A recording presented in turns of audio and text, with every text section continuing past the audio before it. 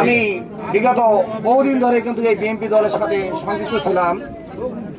ওই বিএনপির কমিটির মধ্যেও আমি ছিলাম। বিএনপির আমি জয়েন্ট সেক্রেটারি ছিলাম, কিন্তু বিএনপির যে কার্যকলাপ, চলাফেরা, উঠা বসা, এটা আমার কাছে মোটেও পছন্দ লাগেনি।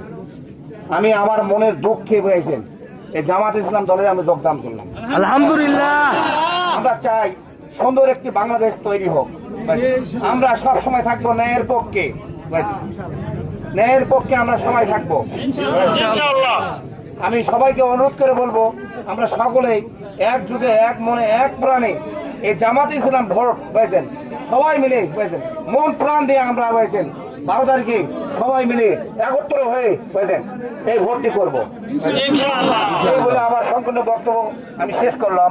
যদি আমার ছোটখাটো কোনো ভুল ত্রুটি হয়ে যায়, সকলে আমাকে ক্ষমা দৃষ্টিতে দেখবেন।